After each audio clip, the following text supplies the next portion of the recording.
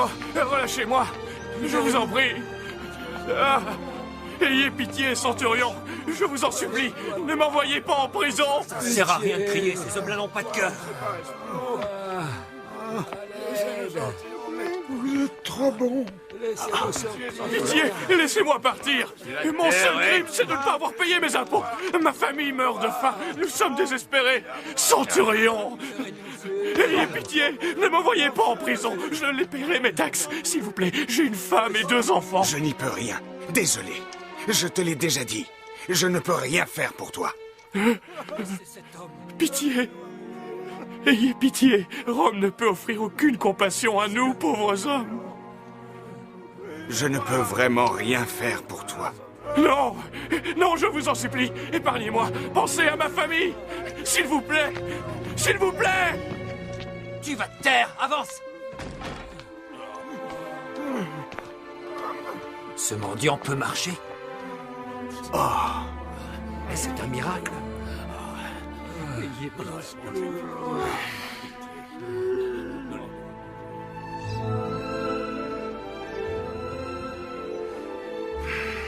Qu'est-ce que je dois faire demain, Lycéa? La même chose qu'aujourd'hui, centurion. Le magistrat dit qu'il y a encore des centaines de personnes à arrêter. Je vois, je vois. Je te remercie, Lycéa.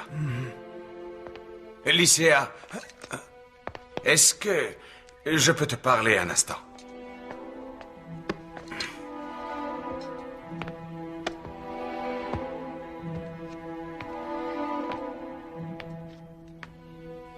Bien sûr, j'espère que je n'ai rien fait qui ait pu vous froisser, centurion.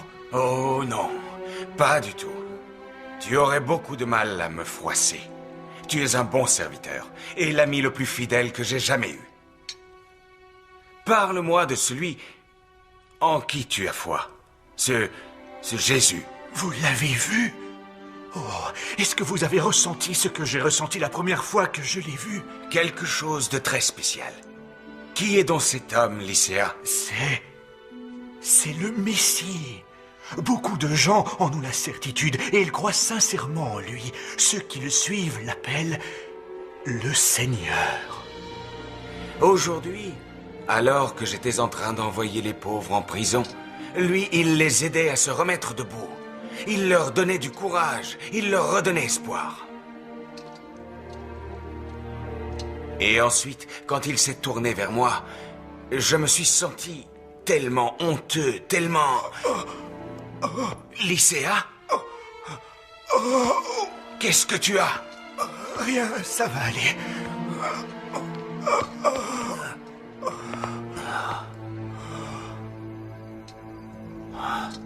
Alors? Je suis désolé, cher Flavius. J'ai déjà observé cette maladie avant. J'ai bien peur qu'il ne voie pas le jour se lever. Mais tout allait bien cet après-midi. Je suis navré. Il n'y a vraiment rien que vous puissiez faire. Ce qu'il lui faudrait, c'est un miracle.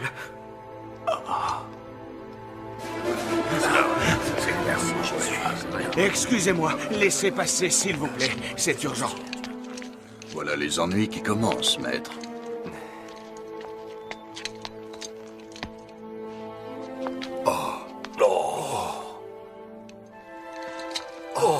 Mais qu'est-ce que... Je vous en prie. Jésus. Maître. Je n'ai jamais supplié quiconque de me rendre un service. Voilà. Mon serviteur est en train de mourir. Il est plus que mon serviteur. Il est surtout mon meilleur ami. Si quelqu'un peut l'arracher à la mort, il n'y en a qu'un et... c'est vous, Seigneur. Oh, vous avez entendu ce qu'il a dit? Il l'appelle Seigneur. Je vais venir. Et je vais le guérir. Oh, non, non, Seigneur. C'est que je ne suis pas digne de vous recevoir dans ma demeure, mais comme vous venez de dire que vous pourriez le guérir, je sais très bien que vous allez réussir. Je n'ai encore jamais rencontré une foi aussi sincère sur la terre d'Israël. Continue ta route. Ta foi en moi sera récompensée et je t'exaucerai. Ah.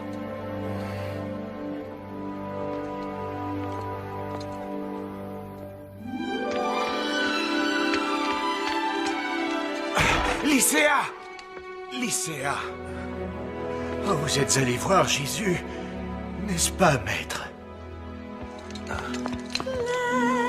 Je vois clair, la porte s'est ouverte et je suis libérée des ombres de la nuit. Je vois clair car je crois en lui. Plusieurs docteurs ont examiné mon fils, mais aucun d'eux n'a jamais pu le soigner. Est-ce qu'il a eu un accident? Non, Est-ce qu'il a de la fièvre? non plus. Et comment est son appétit? Son appétit va bien, à vrai dire. Bon, dans ce cas, qu'est-ce qui vous fait croire qu'il va mal? Eh bien, disons, je préférerais que vous veniez le voir et que vous l'auscultiez. Je sens que vous me cachez quelque chose. Il n'est tout de même pas lépreux, j'espère. Non. Écoutez, docteur, Caleb est mon seul et unique enfant. Si vous réussissez à le sauver, je jure de travailler toute ma vie pour vous payer.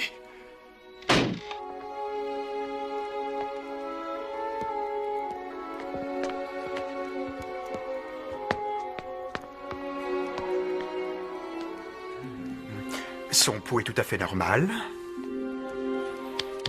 Ses bras et ses jambes sont bien robustes pour quelqu'un qui reste allongé. C'est que... il ne reste pas toujours allongé. Quelquefois, disons même plutôt assez souvent, il devient soudainement très agité.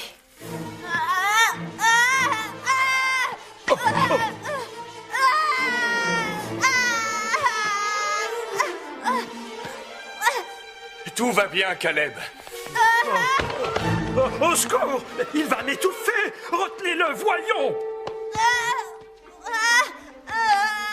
Non!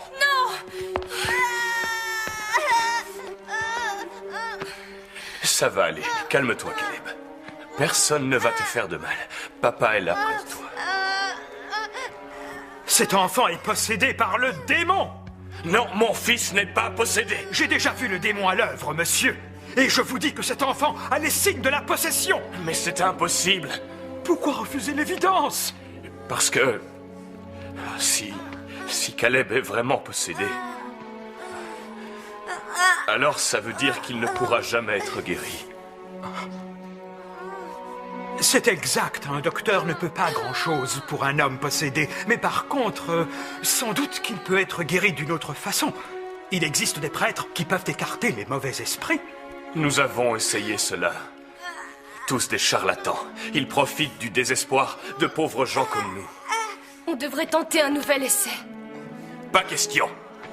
Caleb n'est pas un enfant possédé. Il est juste malade. Et je n'aurai de répit qu'après avoir trouvé le docteur capable de guérir la maladie de mon fils. Comment est-ce possible, Seigneur, que tu puisses accomplir tant de miracles? Tu sais, Pierre, même si ta foi était aussi minuscule que le noyau d'une cerise, tu pourrais dire à cette montagne, déplace-toi. Et elle se déplacerait.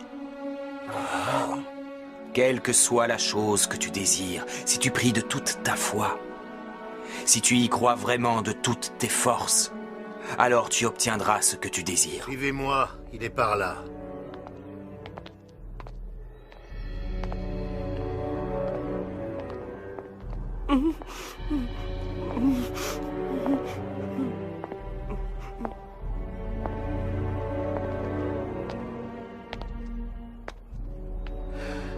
C'était son seul enfant. Et pour comble de malheur, son mari est décédé il y a seulement quelques mois. C'est la femme la plus courageuse que je connaisse. Comment va-t-elle survivre? Je suis très inquiet à son sujet. Ne pleurez pas.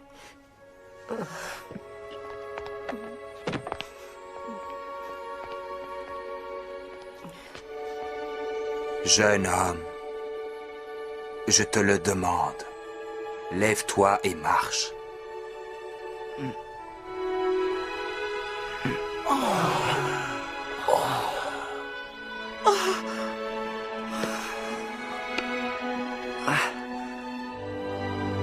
Oh, mais... Maman. Oh, mon fils est vivant.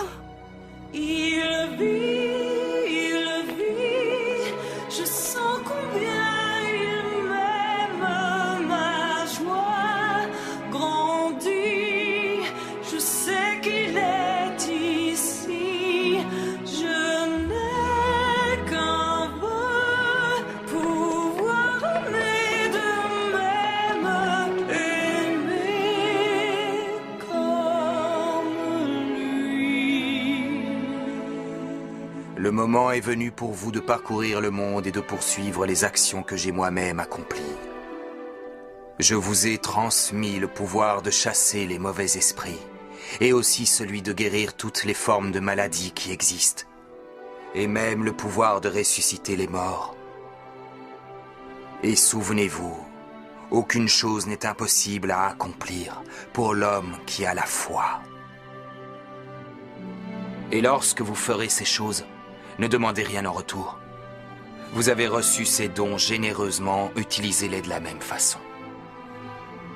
Allez parcourir le monde et n'ayez aucune crainte. Pauvre petit Caleb, tu crois que ça va lui plaire? Tous les enfants aiment les jouets. Tu sais ce qui serait bien? Imagine qu'en lui donnant ce jouet, Caleb soit tellement content qu'il en redevienne normal. Ah, je suppose que tout est possible. L'aumône pour les pauvres et les aveugles. N'aideriez-vous un aveugle, monsieur? Ça fait des jours qu'on n'a pas récolté un sou. Isaacar, je meurs de faim, tu sais. Je sais, moi aussi. Allons chez le vieux Joël. Il nous donne toujours quelque chose à manger. Bon, d'accord. Mais, souviens-toi, on ne doit pas parler du jouet qu'on a fabriqué pour Caleb. Il n'est pas encore terminé. Non, mais tu sais très bien que je ne sais pas garder un secret. Il va pourtant falloir que tu le fasses, Ben. Allez. Oh, oui. Je suis sûr que tu peux y arriver. Maintenant, tu vas répéter après moi. Je peux garder un secret, je peux garder un secret, je peux garder un secret. Je peux garder un secret. Je crois que ça marche. Je peux garder un secret. Je peux garder un secret. Eh bien. Je peux garder un secret. Eh bien, Et ça y est, ça fonctionne. Je suis désolé, Caleb. Mais je ne veux pas que tu te fasses de mal. Quand tu iras mieux, tu seras libre de te déplacer où tu voudras. Je te le promets. Bonne journée, Joël. Regarde ce qu'on est en train de faire pour Caleb. Voyons, Ben. Oh. Je suis vraiment désolé, Isaacar. J'ai pourtant essayé. Oui, mais tu n'as pas essayé assez fort. C'est vraiment très joli. Caleb va l'adorer, j'en suis sûr. Comment va notre petit Caleb? Il ne va pas très bien, j'en ai peur. C'est très difficile. Je suis obligé de l'enchaîner à son lit. Oh, je suis vraiment triste, Joël. Mais c'est encore ce qu'il y a de mieux pour lui. Corinne a fait cuire du pain ce matin. Tenez. Vous êtes un homme de cœur, Joël. Une source de lumière dans un monde de ténèbres. Joël! Écoute, je viens de rencontrer une femme en ville. Elle m'a raconté qu'un certain rabbin nommé Jésus a fait revivre son fils alors qu'il était mort. Jésus? Corinne! Cet homme est un faiseur de miracles. Joël, il a transmis son pouvoir à 12 autres hommes. 2 d'entre eux sont ici à Capharnaüm. Des faiseurs de miracles? Ils sont ici à Capharnaüm? Bon, ils peuvent peut-être faire quelque chose pour nous, Isaacar. Joël! Corinne, tu le sais bien, toi. Je ne désire rien de plus au monde que de trouver le moyen de guérir notre fils. Mais je t'en prie, nous n'avons pas les moyens de gaspiller de l'argent pour 2 faux prêtres. Il faut que tu saches, Joël, que ces hommes n'acceptent jamais d'argent de ceux qu'ils sauvent. Oh oui, je trouve ça plutôt difficile à croire. Caleb? Caleb! Caleb! Oh, le voilà! Mais qu'est-ce qu'il fait là-bas? Joël! Caleb! Mon fils! Caleb! Non!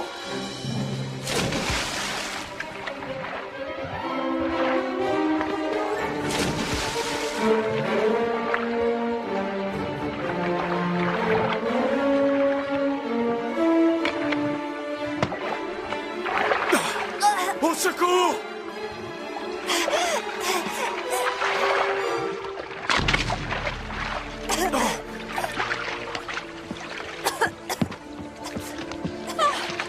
Caleb. Oh, Caleb. Merci encore. Je n'oublierai jamais ce que vous avez fait pour moi. Que Dieu vous bénisse, femme. S'il vous plaît, on dit que vous avez le pouvoir de guérison.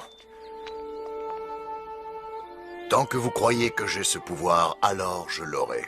Que me coûtera de faire appel à ce pouvoir? Avoir foi en notre Maître et Seigneur Jésus. C'est le seul prix que je demande. Il se trouve qu'il y a quelques années, quelque chose Quelque chose de terrible est arrivé à mon fils. Et certains disent, mais j'ai du mal à le croire, que le démon est en lui. Nous n'arrivons plus à le contrôler. Oh, juste avant que cela ne survienne, Caleb était un enfant joyeux et tellement heureux de vivre. Pouvez-vous faire quelque chose pour l'aider? Caleb, toi qui as l'esprit troublé, au nom de Dieu, je demande à ton esprit de retrouver l'harmonie.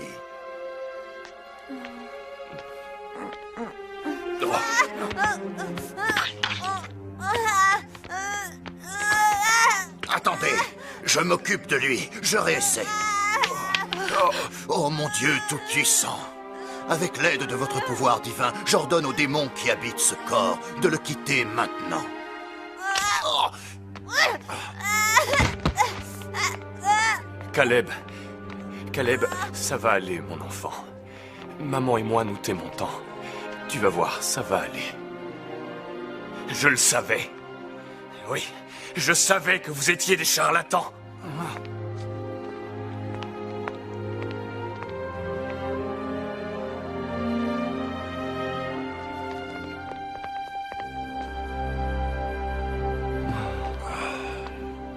Oh.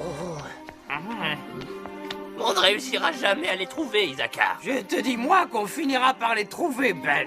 Et ils vont nous guérir. Je vous salue, messieurs. Quelqu'un m'a dit que vous cherchez les apôtres de Jésus. Oui, vous savez où on peut les trouver? Non, mais je suis arrivé en ville en compagnie de Jésus lui-même. Laissez-moi vous mener à lui. Tu as entendu ça, Ben? Jésus va nous donner la vue. Jésus va nous redonner la vue.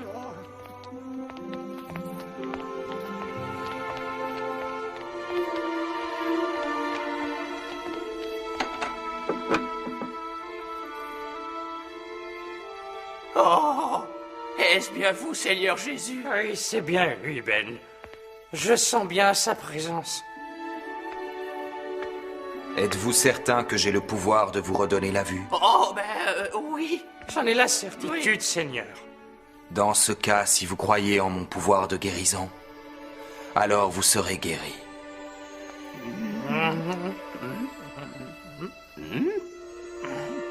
Ben! Oh, c'est toi, Isaacar! Oh, Ben! Oh, Ben à moi! Oh. Merci de tout notre cœur, Seigneur. Maintenant, allez. Et ne racontez à personne ce qui vient de se passer. Oh. La nuit, le jour, je vois partout sa gloire. Les yeux ouverts, j'ai retrouvé l'espoir. Je vois aujourd'hui ceux qui sont trop aveugles pour voir, eux aussi. Tout est clair, car je crois en lui.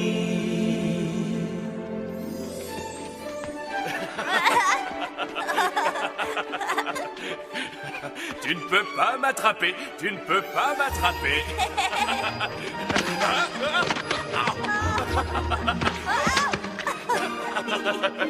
Viens par ici, garnement. Je t'ai attrapé. Non, c'est moi qui suis tombé, gredin.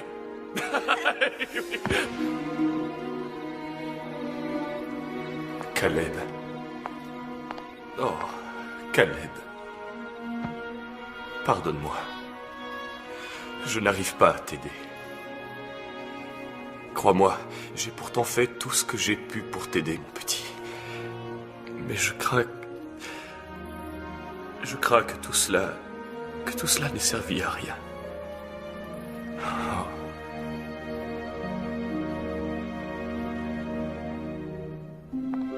Joël, Corinne, ouvrez-nous. Alors, Joël, tu ne remarques rien? Non. Oh. Je suis censé dire quoi? Faire semblant d'être encore aveugle? Qu'est-ce qui vous arrive? Regarde, c'est un vrai miracle qui se passe. Nous pouvons voir maintenant. C'est impossible, je ne peux y croire. On ne peut rien dire, on a promis. Regarde, Là, je peux voir la petite chaise. Et ici, une assiette. Et là-bas, je vois une lucarne. Et ça c'est une souris. Elle rentre dans son trou. Non, c'est extraordinaire, les amis. Mais comment est-ce possible? Nous ne pouvons pas le dire.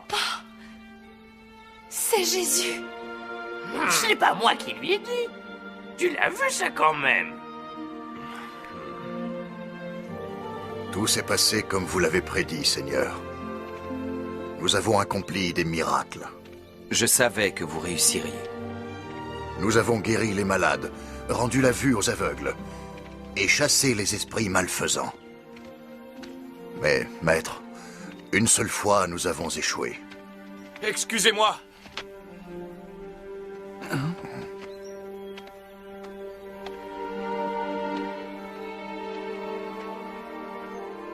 Je vous amène mon fils. Il semble être possédé par des démons très puissants. Je l'ai montré à vos disciples, mais ils n'ont pas pu le guérir. Approchez-vous de moi.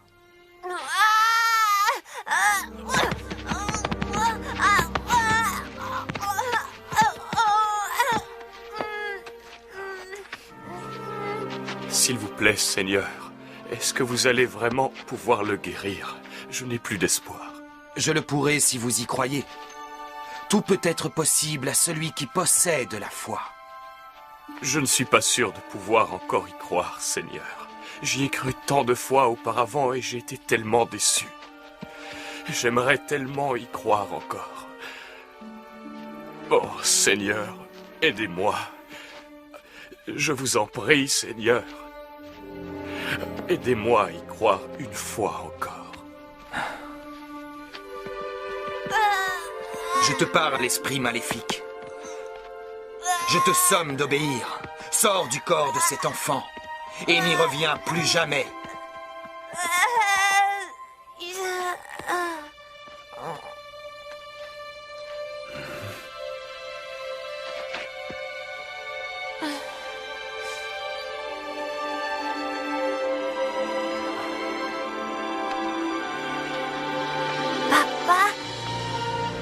Caleb.